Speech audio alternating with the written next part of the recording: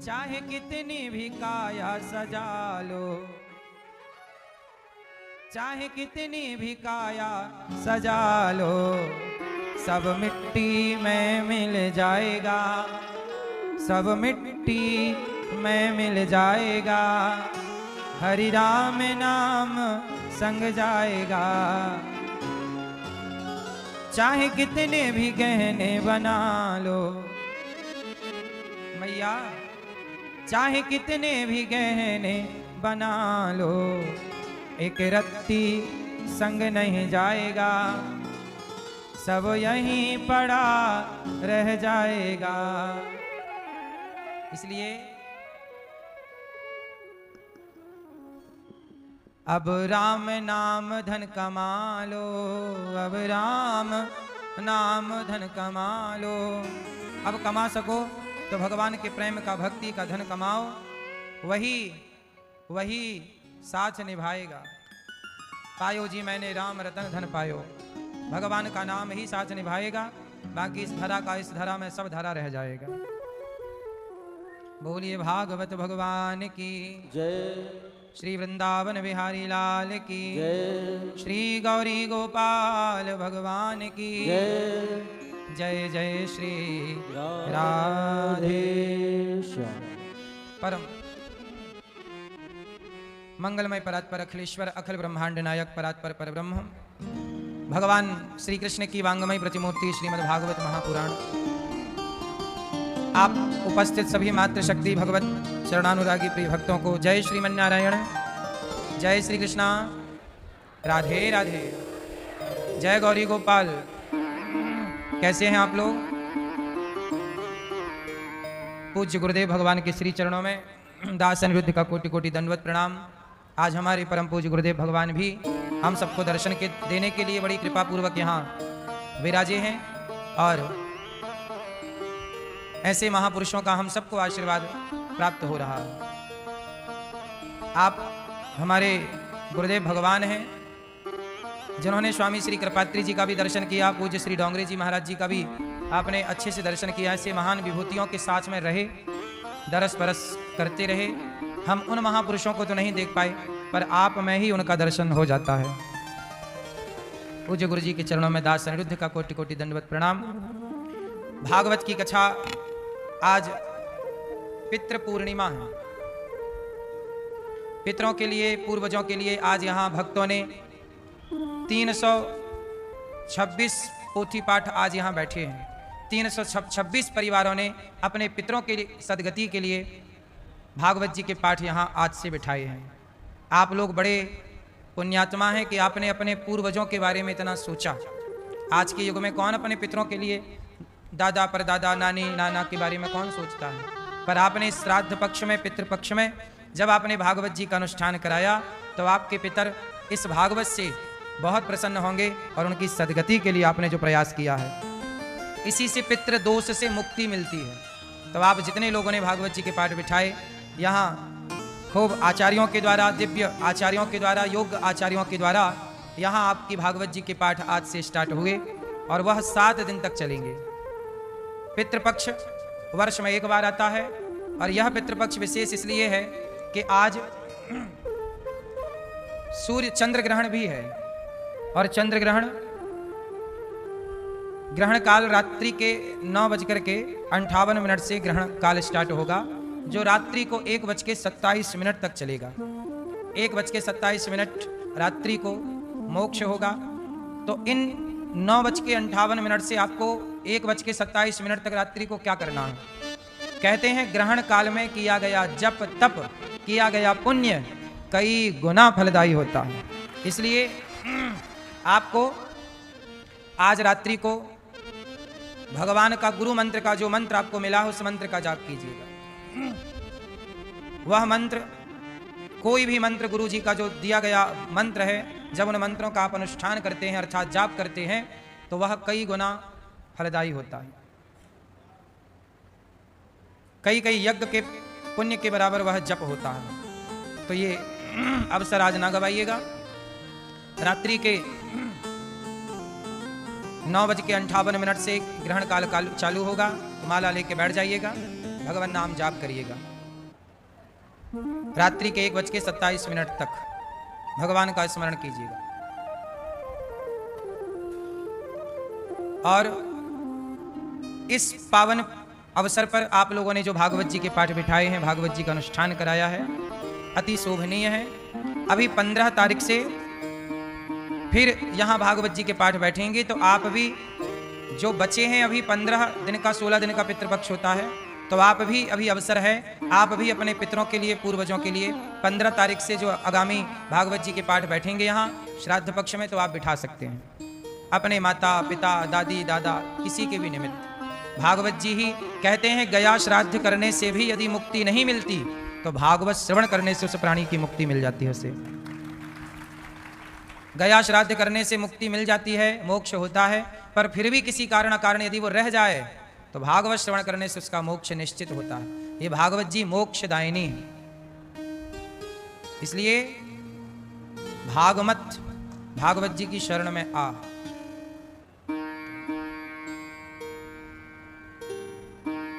भागवत जी के यजमान बनकर हमारी श्रीमती शांतिबाई पठारे जी, स्वर्गीय श्री बाबूलाल पठारे जी की पुण्य स्मृति में आप पठारे परिवार की ओर से यहाँ आप परीक्षित बनकर कथा सुन रही हैं। लक्ष्मी भवन मुलताई जिला बैतूल मध्य प्रदेश से मैया आई हैं। एक बार ताली बजा करके शांतिबाई है। कहाँ शांतिबाई मैया? आपने प्रेम पूर्वक अपने पूर्वजों के लिए यह अनुष्ठान कराया और आप पहले भी भागवत जी करवा चुकी हैं, ये तीसरी बार है। देखो भागवत जी में कैसी श्रद्धा है। जो भागवत जी के पोथी पाठ एक बार करा लेता है वो दूसरी बार भी कराता है। जानते हो क्यों? क्योंकि उसे उसका लाभ जरूर मिलता है। जब कोई भी अनुष्ठान आप कराते हैं, भागवत सुनते हैं, तो भागवत जी आपको धन धान्य से परिपूर्ण कर देते हैं। जो चाहिए धर्म अर्थ काम मोक्ष सब कुछ प्राप्त होता है। साथ में श्रीमती कृष्णा मतेला जी मैया जी, स्वर्गीय चंपालाल पत्नी स्वर्गीय श्री गैनाबाई जी की पुण्य स्मृति में मतेला परिवार है ना, आपकी ओर से यह भागवत जी का अनुष्ठान हो रहा है। ग्राम सिहाना खंडवा मध्य प्रदेश से आप आई हैं। एक बार ताली बजाकर मैया श्रीमती कृष्णा मतेला जी के लिए तालियां। आपने भी भागवत जी का अनुष्ठान कराया, परीक्षित बनी। जीवन में यह मौका जरूर यदि हाथ लगा है भागवत जी सुनने का, भागवत करवाने का, जरूर ये शुभ कार्य करना चाहिए। और इस श्राद्ध पक्ष में आप अपने पिता की पुण्यतिथि, माता की, दादी दादा की पुण्यतिथि पर गौरी गोपाल आश्रम में चल रही संतों की सेवा में आप अन्नदान भी कर सकते हैं। क्योंकि पितरों के लिए अन्नदान जब आप करते हैं और आपका प्रसाद ये साधु संत जन ग्रहण करते हैं, तो आपको श्राद्ध पक्ष में जब आपका कोई भी एक दाना भी ग्रहण करता है, खाता है, तो वह फल आपके पितरों को प्राप्त होता है।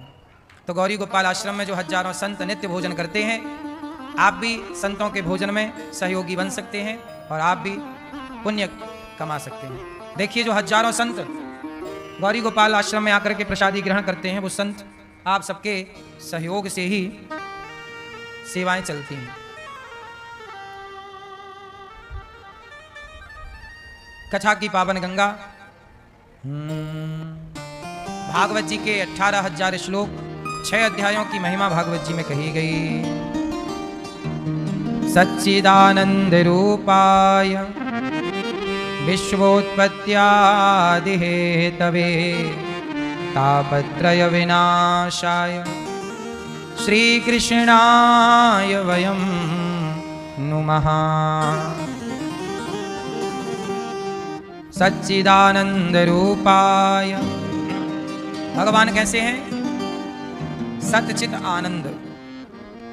भगवान सच्चिदानंद है।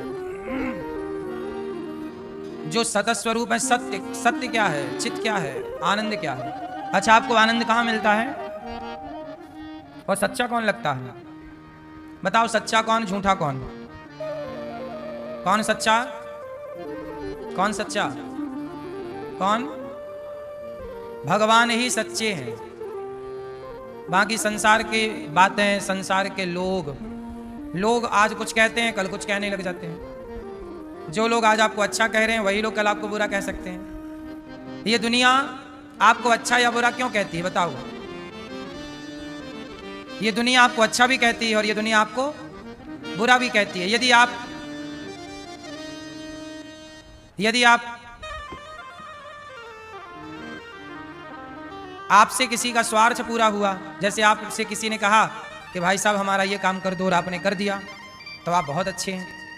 और यदि आपने नहीं किया तो आप बहुत बुरे हैं।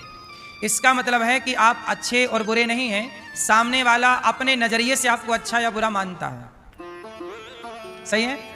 संसार के काम आप आओगे तो वो अच्छा मानेगा, और नहीं आओगे तो वो, क्योंकि वो स्वार्थ के नजरिए से आपको देखता है, स्वार्थ के चश्मे से देखता है। लेकिन भगवान कभी किसी को बुरा नहीं कहते, क्योंकि भगवान निस्वार्थ नजरिए से भक्त को देखते हैं। एक बार माम एकम शरणम व्रज।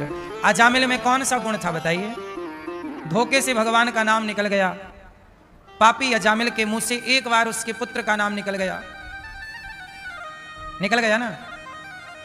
भगवान अपने भक्त से बहुत प्रेम करते हैं और कोई स्वार्थ नहीं। बताइए भगवान आपको सब कुछ दे रहे हैं कि नहीं?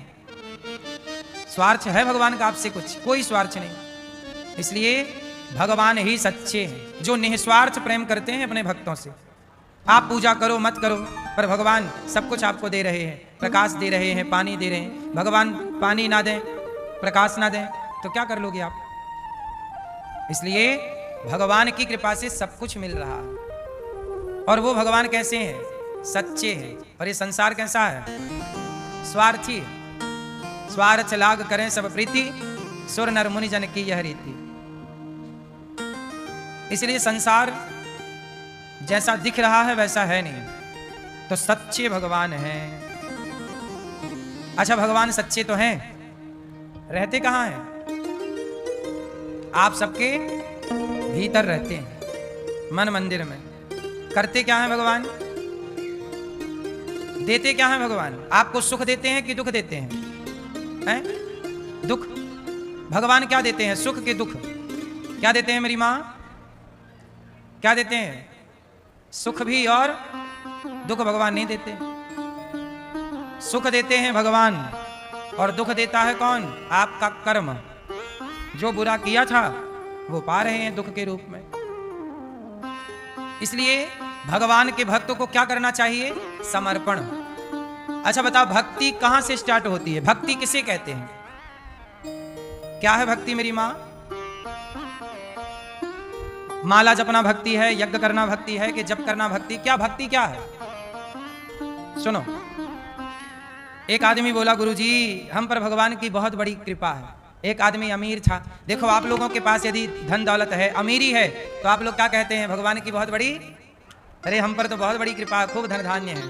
अच्छा ये बताओ, जब आपके पास धन धान्य होता है तो आप कहते हैं भगवान की बड़ी कृपा है, और जब कोई गरीब होता है तो वो क्या कहता है? कि भगवान आपने हमें ये गरीबी दे दी। अच्छा एक बात बताओ, यदि अमीरी ईश्वर की कृपा है तो गरीबी किसकी कृपा है? बोलो, उत्तर दो। भक्त किसे कहते हैं? अच्छा ये बताओ, जो अमीरी को कृपा माने और गरीबी को कृपा ना माने वो भक्त है या नहीं? उत्तर दो आप। जो अमीरी को कृपा माने और गरीबी को कृपा ना माने वो भक्त है कि नहीं? जोर से। भक्त कौन है? जो अमीरी को कृपा मानता है तो गरीबी को भी हर हाल में ईश्वर की कृपा है, यही भावना उत्तम भाव है और यही भक्त के लक्षण है। अमीरी है तो कृपा, गरीबी है तो कृपा। जिंदगी की डोर सौंप हाथ दीना नाच के, महलों में रखें चाहे झोपड़ी में, चाहे झोपड़ी में रहो चाहे महलों में, दोनों में ईश्वर की। अच्छा सुदामा गरीब थे कि नहीं? बोलो हाँ या ना? थे। तो ये बताओ, सुदामा जी यदि आर्थिक रूप से गरीब थे, पैसे नहीं थे, आध्यात्मिक दृष्टि से तो अमीर थे, पर ये बताओ यदि सुदामा जी गरीब थे तो सुदामा ने उस गरीबी को कृपा माना कि नहीं? बोलो। अरे सुदामा ने कहां शिकायत की कि मैं गरीब हूं? सुदामा ने उस परिस्थिति में भी कृपा मानी। जो गरीबी में भी ईश्वर को याद करे और ईश्वर का धन्यवाद दे और कृपा माने, उसके लिए भगवान अपने आंसू बहाते हैं और पांव पखारते हैं। ये कृपा है, ये भक्त का लक्षण है जो हर परिस्थिति को कृपा माने। आप कैसे हैं कि अमीरी को तो कृपा मान रहे हैं, अरे भगवान की चकाचक कृपा है, और जरा सा समय बिगड़ा, अरे भगवान की भक्ति की पर ये हो गया वो हो गया। यदि हाँ लाभ कृपा है, आपको लाभ हो गया, लाभ तो क्या मानते हो? अरे बहुत कृपा है हम पर, बड़ी कृपा, देखो लाभ। और यदि हानि हो गई तो? हानि भी कृपा है, लाभ भी कृपा है। आज हमारा जीवन है, बोलो हाँ। यदि मृत्यु आ जाए तो जीवन में कृपा है, तो मृत्यु में भी, जिस दिन हमारा जन्म हुआ उस दिन भी बिहारी जी की बड़ी कृपा थी, और जिस दिन हमारी मृत्यु होगी वह भी कृपा का ही दिन होगा। जो दोनों स्थिति पर, जन्म और मृत्यु को कृपा माने, वही तो भक्त है। ये थोड़ी कि जन्म में तो ढोल नगाड़े बजाए और मृत्यु में कहे कि भगवान आपने तो मेरा नुकसान कर दिया, छीन लिया ये और वो। अरे जब दिया उसने था तो लेगा भी वही। दिया किसने था? उसी ने, तो लेगा कौन? तो जब दिया था तो लेगा ना साहब, तुम क्यों रोते हो? कृपा मानो प्रभु, ये कृपा है आपकी। जीवन मरण, हानि लाभ, अमीरी गरीबी, हर परिस्थिति को क्या मानो? कृपा। जो हर परिस्थिति में स्माइल रखता है और ईश्वर को याद करता, प्रभु तेरी मर्जी के बिना पत्ता नहीं हिलता, तो कोई आपकी मर्जी के बिना थोड़ी सब काम हो रहा है। भगवान में भगवान के आश्रित हो जाओ। क्या हो जाओ? भगवान जगन्नाथ जी के एक भक्त थे, नाम था माधव दास। क्या नाम था? माधव दास जी नाम के एक भक्त थे।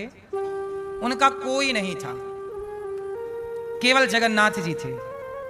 वो जगन्नाथ जी के मंदिर के आसपास रहते, जो मिल जाता प्रेम से पाते, और जगन्नाथ जी का केवल नाम जपते, हे जगन्नाथ, जगन्नाथ स्वामी नयन पथगामी, जगन्नाथ स्वामी। भगवान के आश्रित कोई नहीं था इस धरती पर उनका, भगवान के सिवा। एक दिन माधव दास जी भ्रमण करने निकले तीर्थों का, तो जगन्नाथ जी बोले माधव दास जी हमें भी ले चलो। भगवान जगन्नाथ जी माधव दास जी से बात किया करते थे, तो जगन्नाथ जी बोले माधव दास जी हमें भी ले चलो। आपको पता है मेरी माँ, आप सुनकर आश्चर्य मानेंगे और पता नहीं आप विश्वास करेंगे कि नहीं करेंगे, पर मैं एक बात कह दूं, शास्त्रों में भक्तमाल में ये बात लिखी है, मैंने भी पढ़ी है, कि पहले के जमाने में जो मंदिर में भगवान हुआ करते थे वो अपने भक्तों से बात किया करते थे। अब आप इस बात को मानो ना मानो, मुझे नहीं पता कि आप मानोगे कि नहीं, लेकिन पहले मंदिर में बैठे भगवान अपने भक्तों से बात करते थे, ऐसे जैसे हम आपसे बात कर रहे हैं और आप हमसे कर रहे हैं। क्यों करते थे? क्योंकि उस टाइम पर स्वामी रामानुजाचार्य स्वामी जी से रंगनाथ भगवान बात करते थे। रामानुज स्वामी जी से रंगनाथ भगवान क्या करते थे? बात करते थे।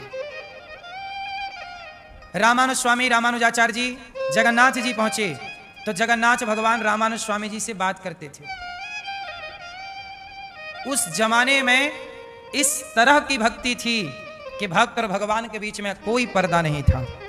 आज चूंकि छल कपट इंसानों में इतना भर चुका है कि भक्त और भगवान के बीच में एक पर्दा आ गया। पहले ये पर्दा नहीं था। बिहारी जी में भी पर्दा कहां था पहले? इतने निश्चल भाव से भक्त दर्शन करते थे कि बिहारी जी उनके पीछे भाग जाते थे, भक्तों के पीछे पीछे चले जाते थे। तब से फिर पर्दा पड़ा कि भगवान भाग ना जाएं भक्तों के पीछे। सच कहें तो आपकी आंखों में भी पर्दा पड़ चुका है। केवल मंदिरों में पर्दा पड़ा है ऐसा नहीं है, आपकी आंखों में भी तो पर्दा है।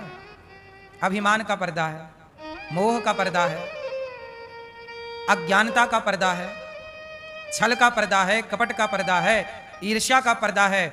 उस जमाने में जो भक्त लोग हुआ करते थे, ना उनके मन में तनिक भी छल, ना कपट, ना ईर्ष्या, ना द्वेष, ना कोई मलिनता थी। जब निर्मलता थी तो भगवान बात किया करते थे। निर्मल मन जन सो मोहि पावा, मोहि कपट छल छिद्र न भावा। और जब से कपट का पर्दा आया तब से भगवान चुप बैठे, करते रहो।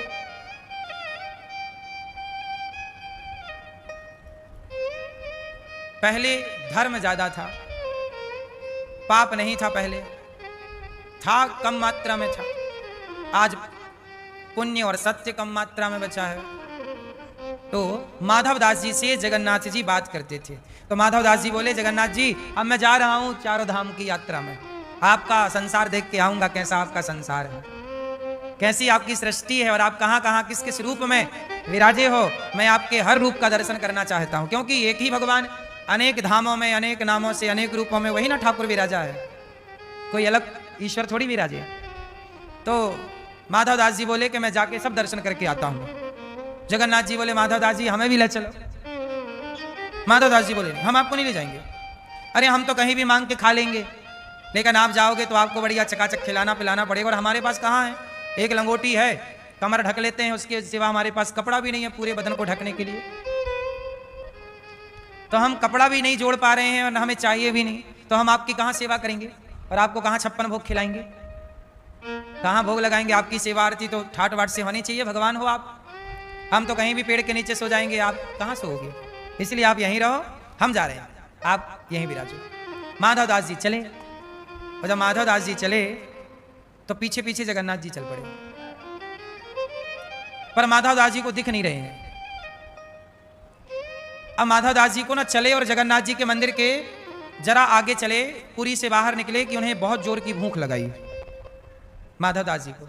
और जैसे ही भूख लगी बोले मुझे भूख तो ऐसे लगती नहीं है, आज जल्दी भूख क्यों लगाई, इतने बजे भूख तो लगती नहीं है, पर लगाई तो चलो मांग लेते हैं। तो वहाँ एक मैया थी, तो मैया से कहा मैया वैसे देखो अभी भोजन का टाइम तो है नहीं, पर आप यदि आज्ञा करो तो हमें भूख लगी है, कुछ हमें बना के दे सकती हो।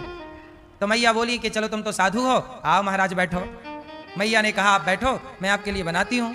तो बनाई मैया भोजन, और भोजन में जब भोजन बनाया तो परोसने लग गई, थाल लगाई और थाल में बढ़िया जो भी बनाया होगा उन्होंने परोसा, और वो परोसती जा रही है, बूढ़ी अम्मा रोती जा रही है, आंखों में आंसू बह रहे हैं। तो माधव दास जी ने कहा मैया तुम रो रही हो, क्या हुआ?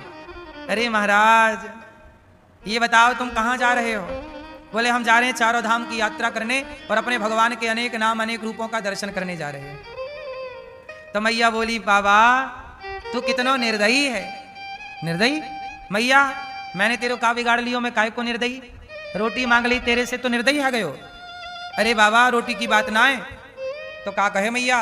अरे मैया बोली बाबा ये तेरे संग इतना प्यारो बच्चा है, छोटो सो छोरा, यो को तू लेके कहाँ डोलेगो, कहाँ कहाँ जाएगो, या के पाँव में कांटे कंकड़ चुभेंगे, और कहाँ तू या को भोग लगाएगो, कहाँ खवाए पिवाए, या की महतारी बाप कहाँ है, या के माँ बाप कहाँ है? तो माधव दास जी बोले कि कौन बालक की बात कर रही हो? अरे बाबा तुमको पतो ना है, तेरी थाली में तेरे संग खा रहे हो बालक तुमको दिखे ना है? ना मैया मोको तो ना दिख रहे हो। तब माधव दास जी ने अपनी प्रेम की दृष्टि से जब देखा तो उनके साथ उनकी थाली में जगन्नाथ जी भोजन कर रहे थे बाल रूप में। कहा कि प्रभु आप यहां? भगवान बोले कि क्या करें हम, तुम्हारे बिना हम यहां करेंगे क्या? देखो जरा ये बातें कोई कल्पना नहीं है, इस धरती पे इस कलयुग में घटी ये सत्य सत्य घटनाएं हैं जो लिखी हैं। जब भगवान जिद पकड़े कि अच्छा तुम जो खाओगे हम वो खाएंगे, हम कहाँ कह रहे हैं कि तुम हमें मालपुआ खिलाओ, हम कहाँ कह रहे हैं कि तुम हमारे लिए 56 भोग की व्यवस्था करो, जो तुम खाना नमक रोटी अचार रोटी हमें खिलाते रहना, पर हमें छोड़ो मत। सोचिए भगवान खुद रोते हैं, भक्तों से कहते हैं कि तुम हमें मत छोड़ना। आप भगवान को छोड़कर संसार में बड़े प्रसन्न होते हैं, धन दौलत मिल जाने पर आप बहुत प्रसन्न होते हैं, भगवान रोते होंगे कि देखो मुझे छोड़ करके धन दौलत को अपना मान लिया इन्होंने। और जो भगवान को अपना मानता है भगवान उनके लिए। अब माधव दास जी चले, चलते चलते कई दिन बीत गए। एक दिन क्या हुआ, माधव दास जी का पेट खराब हो गया, कोई बीमारी लग गई। स्वाभाविक इंसान है तो हम सबका हाल बिगड़ता रहता है, सुधरता रहता है, शरीर है। अब माधव दास जी के एक दिन हो गया पेट खराब, तो वो ना समुद्र के किनारे थे, कहीं गांव था बगल में, वहां सागर भी था समुद्र भी था, तो वहां एक गुफा सी थी पत्थर की।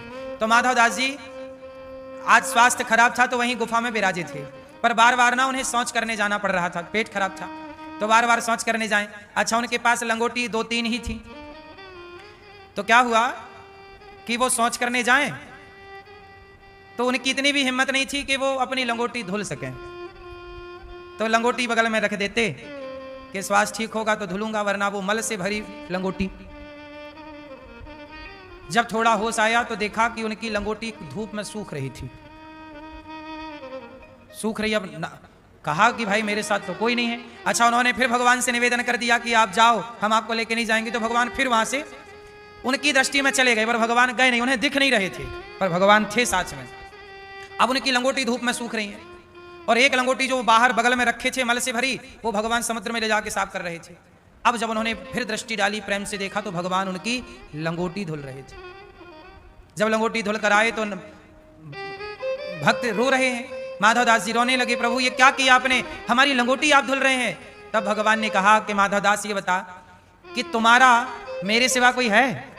माधवदास जी ने कहा, प्रभु ये तो सही है कि मेरा आपके सिवा कोई नहीं है। तो भगवान बोले कि जब मेरे सिवा तुम्हारा कोई नहीं है तो तुम्हारी इस हाल में सेवा कौन करेगा, मैं ही तो करूंगा, क्योंकि मेरे सिवा तुम्हारा कोई नहीं है।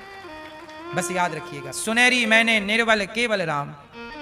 यदि आपका कोई नहीं है और आपने समर्पण किया है तो हमारा भगवान इतना दयालु है कि वो तुम्हारे जूठे बर्तन भी और तुम्हारी लंगोटी भी साफ करने को तैयार है। प्रेम में बिक जाते हैं भगवान, कोई खरीदने वाला हो तो खरीद ले, बिक गए भगवान। मोहन प्रेम बिना नहीं मिलते, चाहे कर लो कोटि उपाय। जटायु पक्षी थे, जटायु कौन थे, पक्षी। पर पक्षी जटायु को जब राम ने पंख कटे देखे और जटायु राम राम पुकार रहे, तो भगवान ने जटायु को उठाकर गोद में बिठा लिया, गोद में लिटा लिया और अपने जटाओं से जटायु जी के पंख साफ कर रहे हैं। पंख ऐसे जटाओं, जटा बड़ी बड़ी है ना राम जी की, बाल, उससे जटायु के पंख साफ कर रहे हैं ऐसे। और पंख साफ करके और जटायु के नेत्रों के जल को साफ कर रहे हैं राम। रो रहे हैं राम, दशरथ जी रो रहे थे, राम ना जाओ, राम ना जाओ। बाप पिता के दुख पर राम दुखी ना हुए, पर जटायु के इस प्रेम पर राम रो पड़े हैं। जटायु आपने पक्षी होकर हमारे लिए आपने अपने प्राणों का त्याग कर दिया, पंख कट गए आपके। अविरल भगति मांग वर गीध गयऊं हरिधाम, तेहि की क्रिया यथोचित निज कर कीन्ही राम। राम जी ने जटायु जब प्राण त्याग दिए, भक्ति मांगी, तो उनका अंतिम संस्कार राम ने किया, उनका पिंडदान राम ने किया। जटायु को पिता का सम्मान दिया श्री राम ने। जटायु एक पक्षी है और उस पक्षी को किसका सम्मान दे रहे हैं, पिता का। आज भी देखो, राम की कथा बिना जटायु की कथा के पूरी नहीं होती। जहां राम का नाम होगा वहां जटायु जी का नाम भी होगा। भगवान अपने भक्तों को अपने से ऐसे जोड़ लेते हैं कि उन भक्तों के बिना भगवान ही अधूरे अधूरे लगते हैं। भगवान भी भक्तों से ही तो पूरे होते हैं। यदि भक्त ना हो तो भगवान पूरे कैसे हो। जटायु ना हो, शबरी ना हो तो राम की कथा पूरी कैसे होगी। जटायु की कथा ना हो, शबरी की कथा ना हो, केवट की कथा ना हो तो राम की कथा पूरी हो सकती है। राम की कथा इन भक्तों की कथा से पूरी होती है। भक्तों की कथा होगी तो भगवान की कथा अपने आप हो जाएगी। इसलिए माधवदास जी की लंगोटी भगवान साफ कर रहे हैं। ऐसे भगवान कहाँ होंगे। ऐसे भगवान को भी आप छोड़कर संसार में मन लगाएं, इससे बड़ा दुर्भाग्य क्या होगा। इसलिए कहता हूं मेरी मां कि संसार से संबंध रखो, पर गहरा संबंध संसार से नहीं, गहरा संबंध भगवान से। संसार से बाहरी व्यवहार अच्छा है, आंतरिक बात, आंतरिक वार्ता भगवान से। भगवान ही अपने हैं, इसलिए भगवान से संबंध जोड़ करके रखिए। भगवान ही विश्व की उत्पत्ति, पालन, संहार, विश्वोत्पत्ति आदि हेतवे। वही है सृष्टि के पालन करता, संहार करता, सृष्टि करता। हमारा दुख संसार में दूर कोई कर सकता है तो केवल भगवान। तो हमने आपको यही निवेदन किया कि हर परिस्थिति में जो कृपा माने वो कौन है, वो कौन है, वो भक्त। भक्त के लक्षण क्या है। सुख में भी कृपा तो दुख में भी, हानि में कृपा तो, जीवन में कृपा तो, मृत्यु भी ईश्वर की कृपा। अच्छा, कुछ बीमारियां ऐसी हैं जो डॉक्टर ठीक कर देते हैं, बोलो हाँ। लेकिन कुछ बीमारियां हैं जो ठीक नहीं होती। लाख रुपया आपने खर्च कर लिया, बड़े बड़े डॉक्टरों को आपने दिखाया, अमेरिका के डॉक्टरों को भी आपने दिखा दिया, लेकिन आपकी बीमारी जा नहीं रही है। इसका मतलब है कि वो बीमारी नहीं है। वो क्या है, वो तुम्हारे कर्मों का दंड उस बीमारी के रूप में मिला है। तो वो कर्म दंड हैं, भोगते रहिए। और उस हाल में भी ये सोचिए ईश्वर की कृपा है, ज्यादा भोग मिलना था तो कम ही भगवान भोगा रहे हैं। भगवान बड़ी कृपा कर रहे हैं। बड़ा कष्ट होना था तो तनिक में निपटा रहे हैं। ये ईश्वर की कृपा नहीं तो क्या है। भगवान की कृपा आप समझ नहीं पाते। कृपा की न होती जो आदत तुम्हारी, तो सुनी ही रहती अदालत तुम्हारी। मैया ये दो शब्द याद कर लीजिए, बोलो कृपा, बोलो कृपा। भय प्रगट कृपाला। कौन प्रकट हुआ? भय प्रगट कृपाला। भय प्रगट हो गए। कौन? वो कृपा करने वाले कृपालु प्रकट हो गए। कृपा करेंगे। भय प्रगट कृपाला दीन दयाला कौशल्या हित कारी हर्षित महतारी मुनि मनहारी। वो प्रकट हो गए हम पर कृपा करने के लिए। इसलिए हम पर कोई कृपा करे ना करे, मेरे भगवान श्रीमन्नारायण सदा उनकी कृपा है। इसलिए आप सदा कृपा का अनुभव करिए। हर परिस्थिति में खुश रहिए, प्रसन्न रहिए। बीमारी है, इलाज कराओ। नहीं जा रही है, समझ लो कि ये तुम्हारे कर्मों का। भीष्म पितामह बाणों की सैया पर लेटे हैं। ये क्या था उनके कर्मों का? बोलो। कर्मों का दंड था। गोस्वामी श्री तुलसीदास जी को एक मुगल राजा ने बुलाया दरबार में। कहा कि मैंने सुना है कि तुम बड़े चमत्कारी हो, चमत्कार दिखाओ। तुलसीदास जी बोले मैं कोई चमत्कार नहीं दिखाता, मैं तो राम का दास हूं। तो उस मुगल राजा ने तुलसीदास जी को जेल में बंद कर दिया। चलो, बड़े भक्त बने घूम रहे हो, चलो जेल में डाल दिया।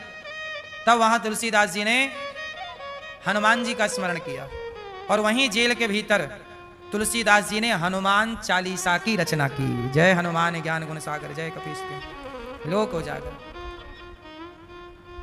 जो यह पढ़े हनुमान चालीसा हो यह सिद्धि, जो शतवार पाठ कर कोई छूटय बंद। हनुमान चालीसा जो पढ़ेगा वह बंधन से मुक्त हो जाएगा। क्योंकि तुलसीदास जी ने जब यह हनुमान चालीसा लिखा तो इतने सारे बंदर आए कि उस मुगल राजा की सारी सेना को और पूरे राज्य में हाहाकार मचा दिया। तब कहा किसी ने, महाराज आपने एक भक्त को बंदी बना रखा है, जल्दी आजाद करो। तब छोटे तुलसीदास जी को छोड़ा, साथ सम्मान विदा किया। तो हनुमान जी तुरंत हनुमान चालीसा के प्रभाव से तुलसीदास जी की रक्षा करने आ गए। तुलसीदास जी जैसा परम भक्त हो, समर्पित भक्त, तो वो एक बार यदि प्रभु को पुकारे तो प्रभु उसके लिए पूरी सेना भेज दें, कोई बाल बांका कर सके। भरोसा तो हो।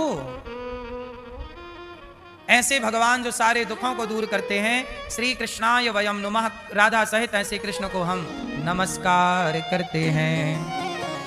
यम प्रव्रजंत मनुपेतमपेत कृत्यम द्वैपायनो विरह कातरया जुहाव।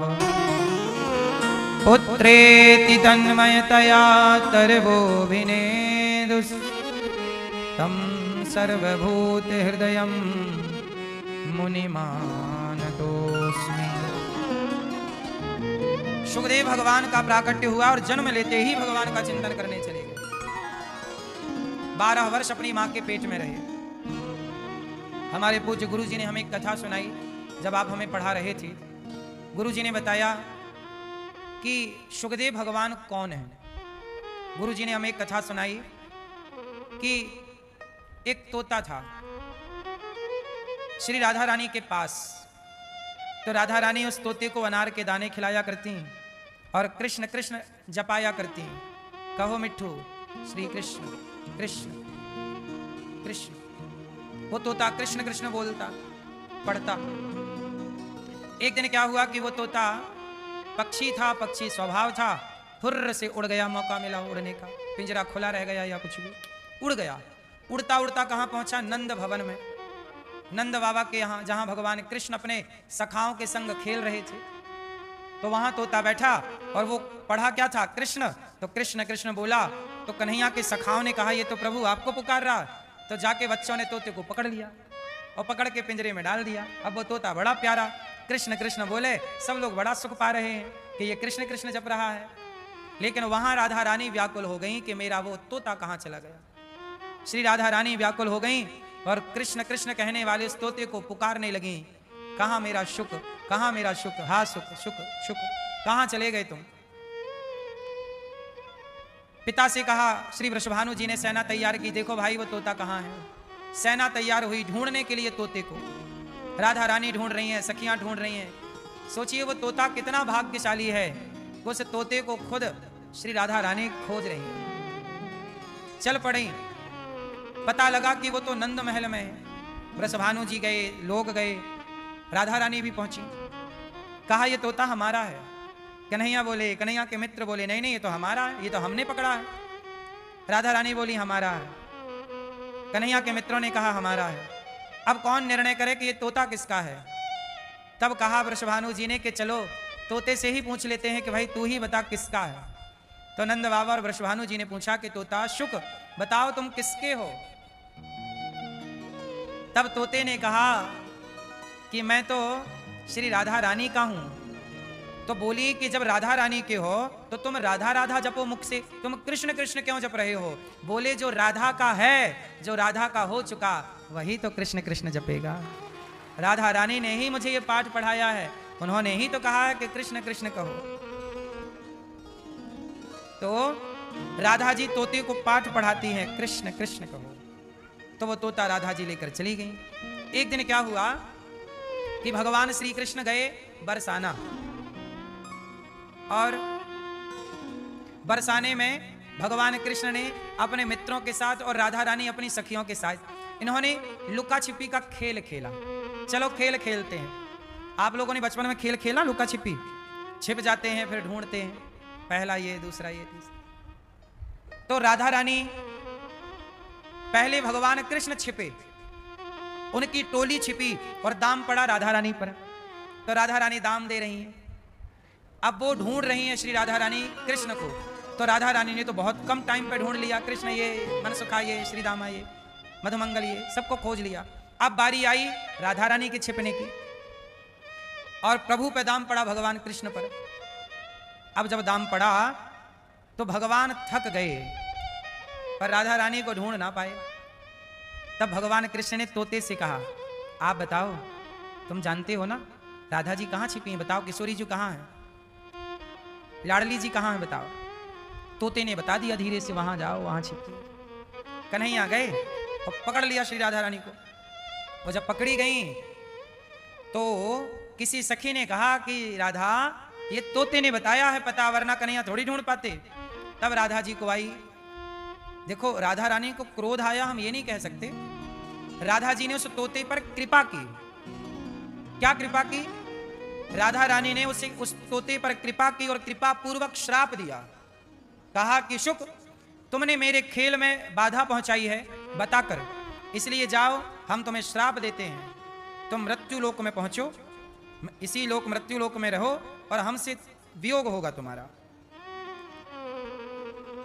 और हमारा अब क्या हो जाएगा, वियोग होगा, दूरी होगी, क्योंकि तुमने हमारे सुख में खेल में बाधा पहुंचाई है। तोता तो रोने लगा, मां क्षमा करो, मैं आपसे दूर कैसे रह सकता हूं, आपके बिना मैं कैसे रहूंगा मां। तब भगवान कृष्ण की ओर तोते ने कहा प्रभु मैंने आपकी मदद की है राधा रानी के छिपे होने पर बताने, अब आप मेरी मदद करो, आप मुझे इस श्राप से मुक्त करो। तब भगवान कृष्ण बोले तोता ये श्राप नहीं है, ये कृपा है, ये मेरी मर्जी है कि आप जाओ और आप सुखदेव जी बन करके जाओ और मेरा और राधा रानी के प्रेम का संसार में प्रचार करो भागवत के रूप में, क्योंकि आपसे बढ़िया हमारा प्रचारक कोई हो नहीं सकता, जो आप सब कुछ समझते हो जानते हो, और आप जाना इस धरा पर कृष्ण नाम का, भागवत जी का, राधा नाम का प्रचार करना। और वही सुखदेव भगवान, वही तोता श्राप के कारण सुखदेव भगवान के रूप में प्रकट हुए और इन्होंने भागवत सुनाई परीक्षित जी को, जहां राजा परीक्षित जी का उद्धार भागवत जी से हुआ। और फिर वही भागवत परीक्षित जी के द्वारा, जब पहली बार सुखदेव जी के द्वारा परीक्षित ने सुनी, वही भागवत फिर इस धरा पर आज भी जीवित है। और वही ये दास आपको सुना रहा है, वही गुरुजनों ने दास को सुनाया और पढ़ाया। तो ये भागवत देखिए कहां से प्रकट हुई, वही तोता क्या बने, सुखदेव जी। और कहा भगवान ने कि जब आप भागवत श्रवण करा दोगे, भागवत का प्रचार कर दोगे, तो राधा जी के श्राप से मुक्त हो जाओगे, फिर सदा सदा के लिए आप गौलोक धाम विराजोगे। आपने ध्यान से देखा होगा श्री राधा रानी किशोरी जी के पास शुक जरूर होता है, तोता। तो ये कोई सामान्य नहीं है सुखदेव जी, साक्षात भगवान कृष्ण ही सुखदेव बन करके, भगवान सुखदेव बन के प्रकट हुए। तत्रा भवद भगवान व्यास पुत्रो, तो ये भगवान व्यास, भगवान ही व्यास पुत्र बन करके प्रकट हो गए। किसके लिए? राजा परीक्षित जी को श्राप लगा है संत का, एक संत का श्राप लगा है। तो श्राप को कौन काटेगा? कहते हैं अश्वत्थामा ने ब्रह्मास्त्र चलाया, तो ब्रह्मास्त्र को भगवान की कृपा रूपी सुदर्शनास्त्र ने काट दिया। लेकिन जब ब्राह्मण का श्राप लगा तो श्राप को कौन काटेगा? बोले भागवत श्रवण किया तो श्राप कट गया परीक्षित जी का, और श्राप से मुक्त होकर परीक्षित जी की परम गति हो गई। तो भागवत जी वह है जो श्राप से भी मुक्ति मिलती है। ये मानवः पापकृतस्तु सर्वदा सदा दुराचार रता विमार्गे गाहा क्रोधाग्नि दग्धः कुटिलाश्च कामिनः सप्ताह यज्ञेन कलौ पुनन्ति ते। कितना भी बड़ा पापी हो, कोई भी पाप आपने जाने अनजाने में किया हो, इसलिए तो कहते हैं कि जब भागवत आप सुनते हैं, आप अपने पितरों के लिए, पूर्वजों के लिए भागवत का अनुष्ठान पोथी पाठ कराते हैं, तो आप और आपके पूर्वज हर पाप से मुक्त होकर भगवान के धाम जाने के अधिकारी हो जाते हैं। ये भागवत जी का वचन है। भागवत सुनने वाले की दुर्गति नहीं हो सकती, अधोगति नहीं हो सकती। आप लोग जितने लोग भागवत सुन रहे हैं, आपकी कभी अधोगति नहीं हो सकती। यह हो सकता है कि आपने पाप किए हो तो पाप का दंड आपको मिल सकता है, लेकिन आप पूर्ण समर्पण कर दो तो वो भी क्षमा हो जाएगा। पर समर्पण पूरा नहीं भी हो पाया, और चूंकि आपने भागवत सुनी है, तो आप बुक कर्मों का फल भोग के मोक्ष के ही अधिकारी बनोगे। क्योंकि गीता में एक वाक्य लिखा है, अवश्यमेव भोक्तव्यम। और दूसरी बात यह भी लिखी है कि अहम त्वा सर्व पापेभ्यो मोक्षयिष्यामि मा शुचः। देखो, दो बातें हैं। यदि आपने भगवान के चरणों में समर्पण नहीं किया और आप मर गए, तो आपने जितने पाप किए हैं वो पापों को भोगना पड़ेगा। और यदि भागवत सुनी है तो पापों को भोगने के बाद आपको मोक्ष मिलेगा, क्योंकि भागवत सुनी। समर्पण नहीं किया तो पाप खड़े रहेंगे, भोगना पड़ेगा। पर यदि मृत्यु के पहले आपने आत्मसमर्पण कर दिया प्रभु के चरणों में, पूर्ण रूप से समर्पण कर लिया, तो पाप समाप्त हो जाएंगे, फिर आपको भोगना नहीं पड़ेगा और आप सदगति आपकी मिलेगी। इसलिए कहता हूं कि भक्तों का पहला लक्षण है समर्पण। सन्मुख हों ही जीव मोहि जबहि जन्म कोटि अघना सहित वही। क्या बात कही है, समझो। जन्म कोटि, कोटि जन्म का मतलब क्या हुआ? कोटि मतलब करोड़ों, कोटि मतलब जोर से करोड़ों। तो अब पूरी बात सुनो। सन्मुख हों ही जीव मोहि जबहि। भगवान कहते हैं कि जीव जब मेरे सन्मुख आ जाता है, मतलब सामने आ जाता है और कह देता है कि प्रभु मैं आपका, सन्मुख आया, सन्मुख हो ही जीव मोहि जबहि। जबहि मतलब जब भी आ जाए, तो जन्म कोटि मतलब करोड़ों जन्मों के, केवल इस जन्म के नहीं, करोड़ों जन्मों में हमने कोई पाप किया होगा, तो भी भगवान कहते हैं चुटकियों में उन्हें समाप्त करके मैं तुम्हें गले लगा लूंगा। पर कब? जब आप मेरी माम एकम शरणम ब्रज, एक मेरी शरण में आओ। अब आप शरण में जाते नहीं, भगवान के बनते नहीं। आप लोग तंबाकू खाते हैं, तंबाकू नहीं छूट रही है साहब से, गुटखा नहीं छूट रहा है, बीड़ी नहीं छूट रही है, सिगरेट नहीं छूट रही है, शराब नहीं छूट रही, गांजा नहीं छूट रहा। जब तुमसे संसार के ये विषय और विकार नहीं छूट रहे, तो तुम कैसे समर्पण कर सकते हो? फिर तो तुम्हें भोगना ही पड़ेगा, क्योंकि समर्पण नहीं हुआ। तुम्हारा समर्पण कहाँ है? बीड़ी में, गुटके में। गुटखा नहीं छोड़ सकते महाराज, हम भले वृंदावन आना छोड़ देंगे, हम भले भगवान को छोड़ देंगे, हम गुटखा नहीं। एक लड़के से मैंने कहा छोड़ दे गुटखा, नहीं महाराज जी हमें थोड़ा टाइम दो, गुटखा नहीं छोड़ेंगे। इतना अटैच हो गए हैं आप संसार के विषयों से, गुटखा नहीं छूट रहा है आपसे। सोचिए किस तरह के गुलाम बन गए आप। ऐसी गुलामी जैसी गुटके की ऐसी गुलामी कन्हैया की कर लेते ना साहब भगवान की, तो आप अमर हो जाते, आपकी 50 पीढ़ियां तर जाती। जितना अटैचमेंट गुटके से है, गुटके के बिना जी मचला रहा है, ऐसे भजन के बिना जी मचलाने लग जाए। गुटके की तलप लग रही है, ऐसे भगवान के दर्शन की तलप लगने लग जाए, तो आप ही भगवान के रूप में समाज में प्रतिष्ठित हो जाओगे। इतनी लगन लग जाए तो समाज आपको पलकों पर बिठा लेगी, यदि आप इस तरह का समर्पण कर लें। पर विडंबना देखिए कि आज भारत में 100 में से 80 लोग गुटके से इसी तरह अटैच हैं, 100 में से 80 लोग शराब से इसी तरह अटैच हो गए, 100 में से 80 लोग बीड़ी और सिगरेट से ऐसे अटैच हो गए, गांजा और चरस और अफीम और ना जाने क्या क्या से अटैच हो गए। पर इतना ही अटैचमेंट भगवान से हो जाता। मीराबाई का भी ज्यादा अटैचमेंट नहीं था, बस इतना ही था जितना अटैचमेंट आज गुटखा वाले का गुटखा से है, इतना ही मीरा का गिरधर गोपाल से हो गया। इतने से प्रेम में भगवान कहते हैं कि भक्त जहां एक पग धरे तहां धरूं मैं 60। आप भगवान के लिए एक पग धरिए, भगवान आपके लिए 60 कदम रखते हैं। भक्त जहां एक पग धरे तहां धरूं मैं 60, आगे आगे भक्त चले कबहू न छोड़ूं साथ। तो ये भगवान कह रहे हैं कि एक बार मेरी ओर आ तो सही, माम एकम शरणम व्रज, एक मेरी शरण में आ, फिर देख अहम त्वा सर्व पापेभ्यो, मैं तेरे सारे पापों का नाश करके मोक्षयिष्यामि मां शुचा, मोक्ष का अधिकारी ना बना दूं तो कहना। पर आप आते कहां हो?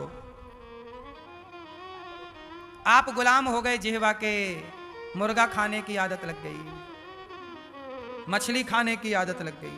जितनी आदत मछली खाने की, मुर्गा खाने की जिह्वा को लगी, काश इतनी आदत जिह्वा को भगवान का नाम जपने की लग गई होती तो कल्याण हो जाता। जिह्वा को नाम जप की आदत नहीं लगी, पर मुर्गा और मछली खाने की आदत लग गई। धिक्कार है तुम्हारी जिह्वा को,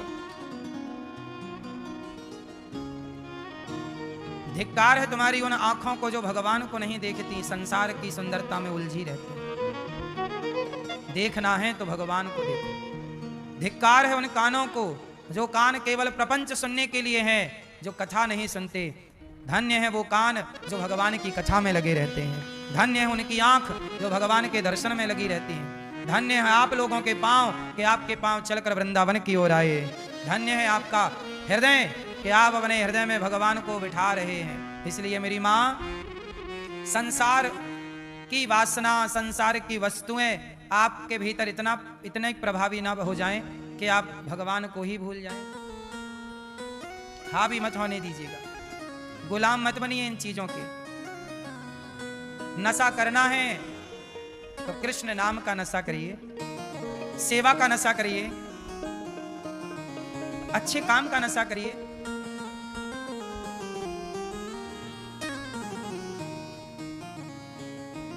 अच्छे काम कीजिए।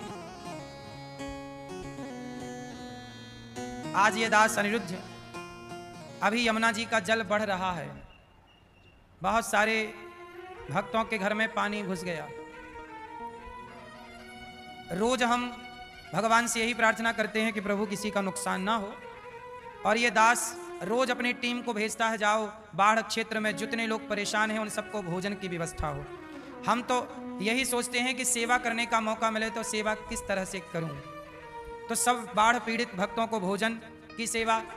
और ये दास अनिरुद्ध यही निवेदन करेगा कि केवल भोजन ही नहीं, जिनके घरों में पानी घुस गया है, तो आप यदि आसपास के हैं वृंदावन क्षेत्र के, तो आप गौरी गोपाल आ जाइए। आपके रहने की व्यवस्था भी जब तक पानी भरा है यहीं गौरी गोपाल भगवान के चरणों में होगी, तो रहने की व्यवस्था भी और भोजन की व्यवस्था भी। क्योंकि हम और आप किसी के काम नहीं आए तो हमारे और आपके होने का मतलब क्या है? तो कोशिश करिए कि हम किसी के काम आए। सोचना है तो ऐसा सोचो ना कि हम किसी के काम आ सके। कहाँ हम काम आ सकते हैं? हम ये क्यों सोचें कि यार वो वाला गुटखा खाएं कि वो वाली शराब पिए? क्यों? कि बकरा खाए थे तो मुर्गा के बारे में सोचे कि मुर्गा खाएं। ये क्यों सोचें? क्यों ना हम प्लस सोचें, अच्छा सोचें। आप जो सोचना चाहें सोचिए, पर याद रखिए कि आपको आगे आएगा वही, सामने मिलेगा वही जो आज आपने सोचा होगा। तेरा किया ही तो तेरे आगे आता है। इसलिए सुखदेव भगवान प्रकट होते हैं और प्रकट होते ही चल पड़ते हैं। पुत्र पुत्र पुत्रेति तन्मयतया तरवो विनेदुस। वेद व्यास जी कह रहे हैं बेटा रुक जाओ, शादी विवाह कर लो फिर जाना। कहा ना पिताजी, माया बड़ी प्रबल है, मैं जरा ठहरा तो पकड़ लेगी माया। संसार में बहते रहो। अच्छा बताओ, रुका हुआ पानी साफ होता है कि बहता हुआ पानी? बोलो। तो आप ठहरे हो कि बह रहे हो? आप लोग भी ठहर गए, इसलिए आपके विचारों में गंदगी आ गई। ठहर गए ना, इसलिए कहता हूं बहते रहो। अपने घर से बहो तो वृंदावन आ जाओ, वृंदावन से बहो तो घर चले जाओ, फिर घर से बहो तो अयोध्या जी चले जाओ। कभी अयोध्या जी कभी वृंदावन, तीर्थों में बहते रहो। संतों के शरण में, सत्संग में बहते रहो। जब बहते रहोगे तो आपके मन में छल कपट न ठहर पाएगा। और यदि आप गृहस्थी के जंजाल में ठहर गए तो आपके मन में भाई के प्रति ईर्ष्या, माँ बाप के प्रति घृणा द्वेष, दोस्तों पड़ोसियों के प्रति कितना जंजाल आपके दिमाग में हो जाएगा। और आप इतने परेशान हो जाएंगे कि आप सोचेंगे चलो अब आत्महत्या कर लेते हैं, और आप मरने की सोचने लग जाएंगे। इतने परेशान हो चुके होंगे आप। इसलिए समय मिले तुरंत बह चलो भगवान की ओर। नदियां बह बह के कहां जा रही हैं? समुद्र की ओर। आप भी बह बह के भगवान की ओर चलो। चलो भगवान की तरफ बहते हैं, भगवान की तरफ बहा करो। बहते रहोगे न मेरी माँ तो आपका मन गंदा नहीं होगा। बहता हुआ पानी कहाँ गंदा? आपका मन यदि रुक गया कहीं एक जगह, गंदा हो गया। आपका मन एक जगह किसी एक स्त्री में रुक गया, किसी पुरुष में रुक गया ना, गंदा हो गया। इसलिए मन किसी एक जगह ना लगकर भगवान के चरणों में, किसी स्त्री में ना लगकर, किसी पुरुष में ना लगकर, किसी वस्तु में ना लगकर, वस्तु में तनिक भी लगा, व्यक्ति में लगा, पत्नी पति मतलब पराई स्त्री पराई पुरुष में लगा, गंदा। हटने मत दो भगवान के चरणों से। यही तो दिक्कत है, आप लोग अपने मन पे कंट्रोल नहीं कर पाते। आज आपका मन कुछ, अभी आप कथा सुन रहे हैं, आपका मन बहुत अच्छा है अभी, वाह वाह बहुत बढ़िया, क्या बात कह रहे हैं महाराज जी, अच्छा लग रहा है। लेकिन जैसे ही आप यहाँ से उठोगे घंटे भर बाद सब भूल जाओगे। फिर आप ऐसी वही मुर्गा, वही मछली, वही शराब खुल रही है।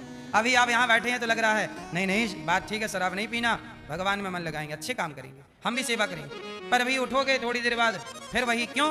क्योंकि आपके जीवन में कुसंग की मात्रा ज्यादा है और सत्संग की मात्रा, इसलिए आप पर कुसंग हावी होता है। सत्संग की मात्रा जब ज्यादा हो जाएगी, नित्य सत्संग करोगे, तब सत्संग कुसंग पर हावी हो जाएगा। अभी कुसंग सत्संग पर, अभी आप लोग महीने में कितने दिन कथाएं सुनते हो? बताओ आप लोग कितने दिन, भैया आप कितने दिन सत्संग करते हो महीने में? हैं? कितने दिन? पहली बार? कितने मिनट, कितने घंटे रोज सुनते हो कथा? मतलब कभी आप सुनते हो, कभी नहीं सुनते। क्या हो रहा है कि कुसंग हो रहा है ज्यादा, सत्संग हो रहा है कम। जब सत्संग होगा कम और कुसंग होगा ज्यादा, सत्संग होगा कम कुसंग होगा ज्यादा, तो रंग किसका चढ़ेगा? ज्यादा वाला ही तो प्रभाव डालता है जीवन में। इसलिए कुसंग को करिए कम, संसार की संगत करिए कम और सत्संग करिए ज्यादा, तब जाके आपके जीवन में फिर भक्ति का रंग चढ़ेगा। सुखदेव भगवान को हम प्रणाम करते हैं। बाद में सुखदेव जी पढ़ने व्यास जी से आए, उन्होंने पढ़ के फिर परीक्षित जी को भागवत सुनाई। सूत जी महाराज आए, शानुकादि ऋषियों ने प्रणाम किया और सूत जी से कहा कि हमें कथा सुनाइए। तब कहा सूत जी ने, प्रीति शौनक चित्ते ते यतो वच्मि विचार्य सर्व सिद्धांत निष्पन्नम संसार भयनाशनम, संसार के भय से मुक्त करने वाली कथा हम आपको सुनाते हैं। काल अव्याल मुखग्रास त्रास निर्णास हेतवे श्रीमद् भागवतम शास्त्रम कलौ कीरेण भासितम। काल के मुख में दबा हुआ प्राणी यदि बचना चाहे इस कलिकाल में, तो भागवत के अतिरिक्त कोई उपाय नहीं है। इसलिए मूल उद्देश्य है कि आप सत्संग से जुड़े, संतों से जुड़े और भागवत सुने। जन्मांतरे भवेत पुण्यम तदा भागवतम लभेत। जन्म जन्म के पुण्यों का जब उदय होता है, तब भागवत श्रवण करने का क्या अवसर मिलता है? तब भागवत सुनने का मौका मिलता है। आप लोग क्या समझ रहे हैं? आप लोग यहाँ वृंदावन आके बैठ गए भागवत सुनने? नहीं, आपने जरूर कोई पुण्य किया होगा। कहते ना बिहारी जी की महफिल को बिहारी जी सजाते हैं और वृंदावन वही आते हैं जिन्हें बिहारी जी बुलाते हैं। आप आए नहीं हैं, आपको बिहारी जी ने बुलाया है कि आओ सत्संग करो, कथा सुनो। क्या सुनो? कथा सुनो। एक बार परीक्षित जी भागवत सुन रहे थे कि देवताओं के राजा इंद्र अमृत लेकर के आए और देवताओं के राजा ने कहा, हे सुखदेव जी, ये स्वर्ग का अमृत आप ले लो, परीक्षित को पिलाओ, और ये कथा का अमृत आप हमें पिलाओ। तब सुखदेव जी हंसे और हंसते हुए बोले, क्वा सुधा क्व कथा लोके क्व कांचा क्व मणि महान। कहाँ कांच का टुकड़ा? आपके स्वर्ग का अमृत है कांच का टुकड़ा और भागवत है मणि। स्वर्ग का अमृत कोई काम का नहीं। भागवत ज्यादा अच्छी है कि स्वर्ग का अमृत? स्वर्ग का अमृत पीने वाले को स्वर्ग मिलता है और भागवत अमृत पीने वाले को भगवान मिलते हैं। तो हम स्वर्ग का क्या करेंगे? भगवान मिल जाएंगे तो स्वर्ग कोई बड़ी बात है। हम स्वर्ग करेंगे क्या जाके? आपको स्वर्ग जाना है? मैया आप स्वर्ग जाएंगे? भैया कहाँ जाओगे? फिर कहाँ जाओगे? हैं? मैया आप कहाँ जाओगी? स्वर्ग जाओगी? कहाँ जाओगी? हैं? सभाधाम? सभाधाम कहाँ है? ये आपने बनवाया अपने लिए अलग से? स्वर्ग नहीं जाना चाहिए। स्वर्ग में क्या कोई थोड़ी कुछ है, नाचो गाओ बस, वो तो सब यहीं हो रहा है। स्वर्ग से बढ़िया तो धरती है। इसलिए देवता भी धरती पे आने को तरसते हैं। दुर्लभो मानसो देहो देहि नाम क्षण भंगुरा। देवता भी सुर दुर्लभ सदग्रंथ निगावा, बड़े भाग्य मानुष तन पावा। देवता भी तरसते हैं यहाँ ने। जब देवता धरती पे आने को तरसते हैं, अच्छा ये बताओ, धरती पे ज्यादा सुंदरता है कि देवताओं के यहाँ ज्यादा सुंदरता है? धरती पे ज्यादा सुख वैभव है कि देवताओं के पास? बोलो। हाँ, धरती पे इतनी सुंदरता है कि धरती की स्त्रियों पे इंद्र मोहित हो गए। अहिल्या कहाँ थी? बोलो। धरती पे थी, यहाँ हम धरा पे ना थी अहिल्या माता। अहिल्या पर स्वर्ग का राजा मोहित हो गया। तो स्वर्ग के लोग नीचे वालों पे मोहित हो रहे हैं, तो हम नीचे वाले ऊपर वहां क्या करेंगे स्वर्ग जाके? इसलिए स्वर्ग वर्ग नहीं चलना अपने को। कहां चलेंगे? बैकुंठ, गोलोक। बैकुंठ लोग जहां भगवान विराजे हैं, भगवान के धाम, भगवान के पास। ये इंद्र के पास क्या करेंगे? भगवान के आगे तो ऐसे करोड़ों इंद्र हाथ जोड़े खड़े हैं। बोलो हाँ। भगवान के आगे तो ऐसे स्वर्ग लोक करोड़ों हैं। स्वर्ग कोई बहुत बड़ी जगह हवा बना रखा है स्वर्ग को। आप लोगों ने, आपके कोई मर जाए घर परिवार में, आप बोलते हो स्वर्गीय फलाने जी, सबको आप स्वर्ग ही भेज रहे हो। स्वर्गीय फलाने, स्वर्गीय फलाने। आप लोगों ने प्रमोट किया है स्वर्ग को, इतना ज्यादा प्रचार कर रहे हो। हमें तो फ्री में बुलाएं, इंद्र स्वर्ग आओ तो नहीं जाएं। भाई भक्ति करने का फल, भगवान से प्रेम करने का फल स्वर्ग छोड़ी है। क्या है? न नाक पृष्ठम न च पारमेष्ठ्यम न सार्वभौमम न रसाधिपत्यम न योग सिद्धि अर्थ न धर्म न काम रुचि गति न चाहु निर्वाण जन्म जन्म रति राम पद यह वरदान नयान। बार बार बर मांगहूं हर्ष देहु श्री रंग पद सरोज अनुपायनी भक्ति सदा सत्संग। भगवान के भक्त को स्वर्ग नहीं चाहिए, भगवान के भक्त को भगवान का प्रेम चाहिए, भक्ति चाहिए। भक्ति सदा सत्संग सेवा कथा रसमहो नितराम पिबत्वम। इससे बड़ा स्वर्ग क्या होगा? आप वृंदावन में हैं तो वृंदावन क्या है? क्या है? बोलो। वृंदावन भी अपने आप में बैकुंठ है। ये बैकुंठ में ही तो बैठे हो आप। धरती का बैकुंठ वृंदावन है। इसलिए स्वर्ग वर्ग ना जाया करो, गेट से लौट आओ। कहां जाओगे? कहां मेरी मां? कहां? बैकुंठ चलो, गोलोक चलो।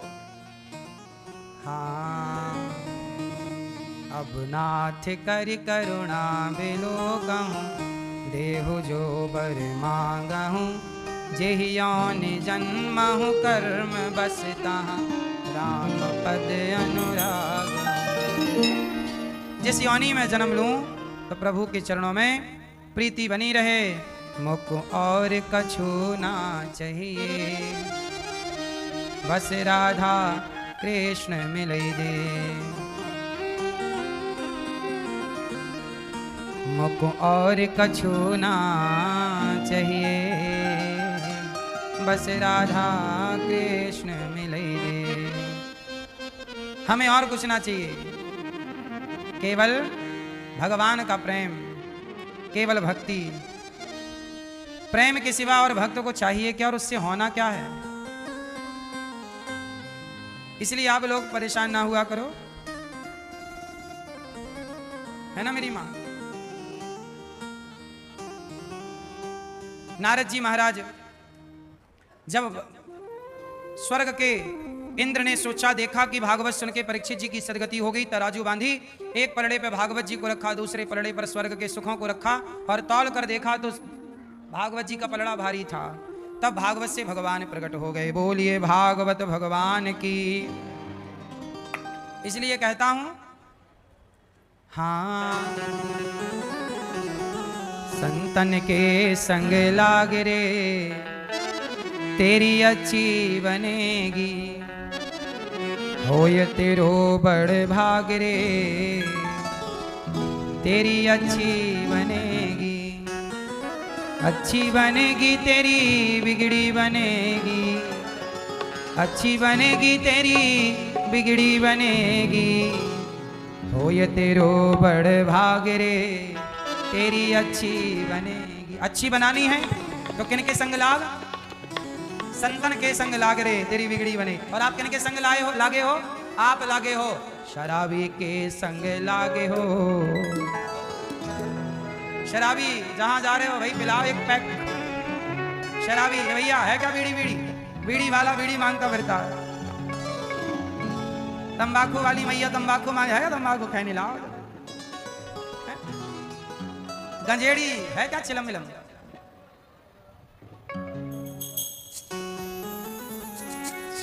शराबी के पास जाओगे तो शराब मिलेगी, गंजेड़ी के पास जाओगे गांजा मिलेगा, गुटखा वाले के पास जाओगे गुटखा मिलेगा, संतों के पास जाओगे तो भगवान का दरस परस मिलेगा, भगवान की कथा और आपकी सदगति होगी। संतन के संग लाग रे। तो आप किन के संग लागोगे?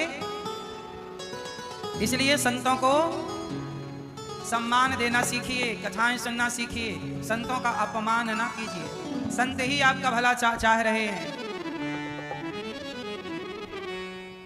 यदि आप बॉलीवुड के संग में लागे, बॉलीवुड के संग में लाग गए, फिर अर्धनंगे घूमोगे।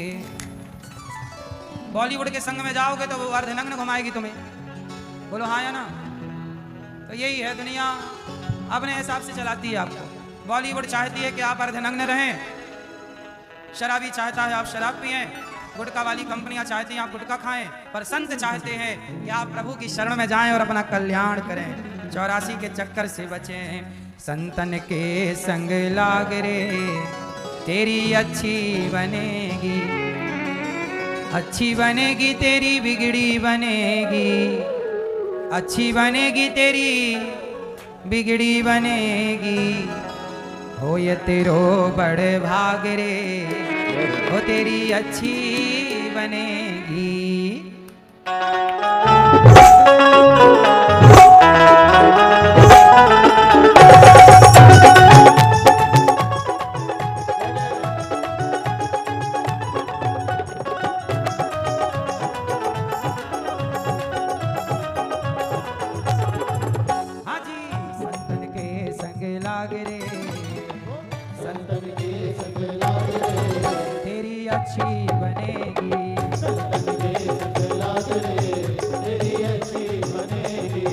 अच्छी बनेगी तेरी बिगड़ी बनेगी, अच्छी बनेगी तेरी बिगड़ी बनेगी, हो ये तेरो बड़े भाग रे हो ये तेरो बड़े भाग रे तेरी अच्छी बनेगी, हो ये तेरो बड़े भाग रे तेरी अच्छी बनेगी।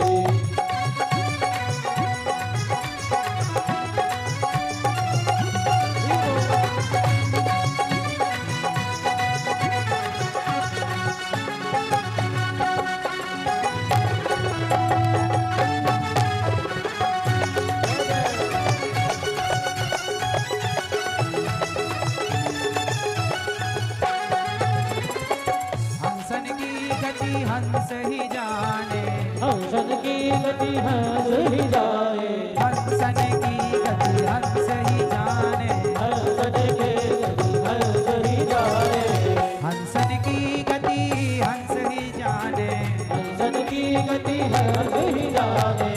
क्या जाने कोई कागरे, हाँ जी क्या जाने कोई कागरे तेरी अच्छी